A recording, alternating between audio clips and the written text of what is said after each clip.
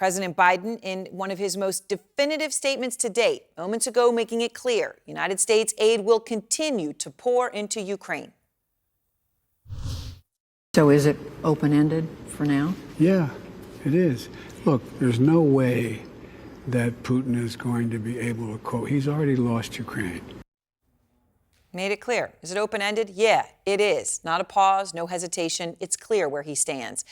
And this comes as we're getting new video into Outfront showing a top-of-the-line U.S. artillery shell called the Excalibur in action in Ukraine. And it is incredibly precise. Take a look at this video that we have obtained. You see what is described as Russia's Osa missile defense system. It's hidden inside that building. And then in a split second, the building and the air defense system all blown up. Flames engulfing what is left of that structure.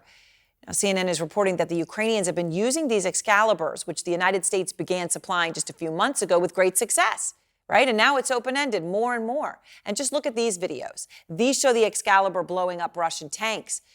These lethal strikes are not just taking a massive toll on Putin's tanks, though, but of course on Russian soldiers, too. The daily death toll now in the hundreds, and the new weapons are hurting Putin's already deeply challenged efforts to recruit more manpower. Just hear this new report. According to the Russian independent media site Agentstvo, Putin's government is now threatening prisoners who refuse to fight in the war with new charges and longer sentences. In fact, they're saying even threatening to charge them with offenses that may be 20 years in the past, allegations. The reason is that many prisoners now are saying no. They don't want to go fight on the front lines, even if that means getting out of their penal colonies and jail cells, reportedly because they now have heard of the number of Russians dying on the battlefield. Putin needs these bodies fast because we understand that the largest number of prisoners facing these threats of you go or else are in the regions bordering Ukraine, in those very regions, so that they can make the threat and get them to the front line fast. Forget all those training stops or anything even resembling that. All of this reporting comes in the context of what Putin seems to be doing, which is pushing right now a new offensive near Kharkiv, an area where Ukraine was able to drive the Russians out just a few months ago.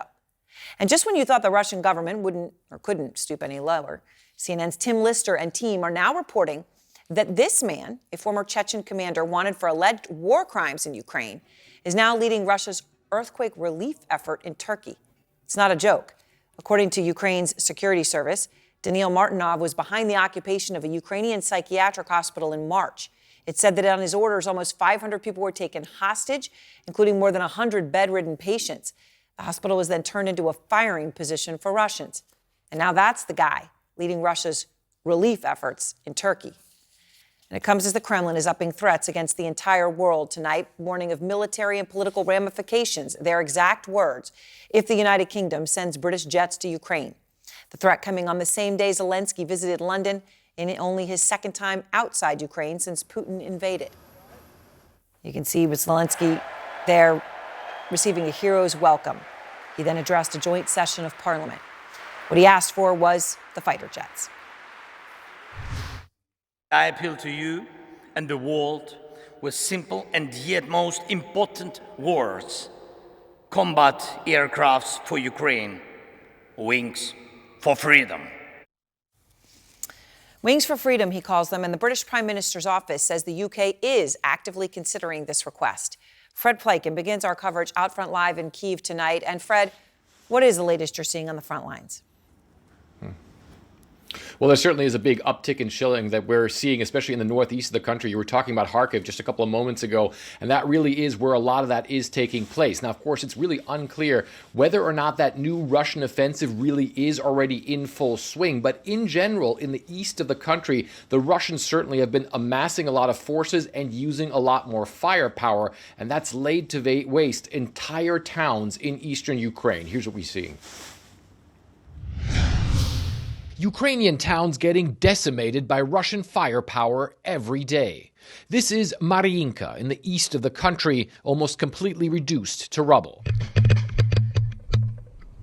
Around Bakhmut, combat at close quarters as Ukrainian troops try to prevent Russian fighters of the Wagner private military company from encircling the city.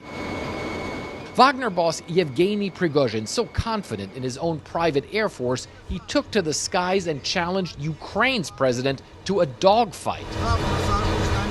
Tomorrow, I'm boarding a MiG-29, he said. If you desire, we'll meet in the sky. To the Speaker. But Ukraine's President Volodymyr Zelensky is in Europe, visiting the UK's parliament, pleading for Western combat jets. In Britain, the king is an Air Force pilot. And in Ukraine today, every Air Force pilot is a king. Despite being much smaller and older than Moscow's Air Force, the Ukrainians are still very much in the fight in the skies. But they're losing planes and having trouble maintaining their Soviet fleet.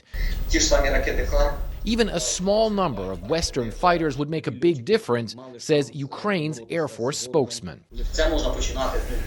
We can start with a few squadrons, he says, each with 12 jets. If we have 1 to 2 or more squadrons, it would be the first step for our pilots to transition. They can be in formation and perform combat missions on different directions. The U.S. has given the Ukrainians some air-launched anti-radiation missiles called HARM. But Kyiv says those, too, would work much better if launched from Western jets. The HARM missiles aren't as efficient as if they were used from American or other Allied aircraft, the spokesman says. Their functionality is restricted. The range is shorter, making the efficiency lower.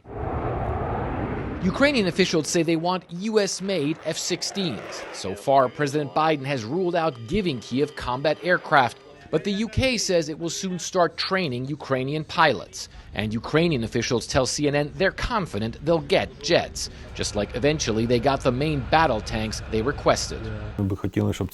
We'd like help as soon as possible, like yesterday, he says, and our partners say it will come tomorrow.